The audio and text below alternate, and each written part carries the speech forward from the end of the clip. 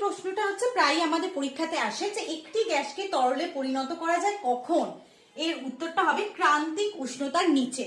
তো প্রথমে আমরা এখন জানবো ক্রান্তিক উষ্ণতা কাকে বলে। আমরা জানি যে যখন আমরা গ্যাসকে চাপ প্রয়োগ করি তখন কি হয়, গ্যাসেদের এমনিতে আন্তরাণবিক আকর্ষণ বল খুব কম হয়, কিন্তু চাপ প্রয়োগ করলে তারা একে অপরের কাছে আসছে, তার মানে কি আকর্ষণ বল বাড়ছে, বাড়লে কিসে পরিণত হয়, তরলে পরিণত হয়।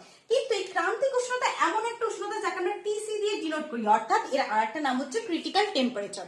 এই টেম্পারেচারের যদি উপরে থাকে কোনো গ্যাসকে আমরা যতই চাপ দিই না কেন সে কখনোই তরলে পরিণত হবে না। তো গ্যাসকে তরলে পরিণত করতে ক্রান্তিক উষ্ণতার নিচে তাকে আনতে হবে, তারপর চাপ প্রয়োগ করতে হবে, তারপর আমরা লিকুইফাইড গ্যাস পাবো। তো এই যে প্রশ্ন উত্তর তোমরা যারা এনএম পরীক্ষা দিচ্ছ তাদের জন্য আমি পুরো কোয়েশ্চেন আনসারের সিরিজ আনছি।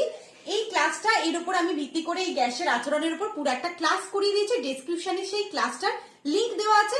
যারা যারা মনে হয় যে হ্যাঁ আমাদের আর একটু প্রশ্ন উত্তর করা উচিত বা করলে ভালো হয়, তারা অবশ্যই কিন্তু সেই লিংকে ক্লিক করে ক্লাসটা দেখে নিতে পারো আর আমার ক্লাসের সাথে যুক্ত হয়ে যেতে পারো, কারণ এখানে আমি তোমাদের থিওরি এবং প্রশ্ন উত্তর সব একে একে চ্যাপ্টার ওয়াইজ প্র্যাকটিস করে দিচ্ছি, যার ফলে কি না তোমরা ভৌত বিজ্ঞানে ফুল মার্কস পাও। ঠিক আছে।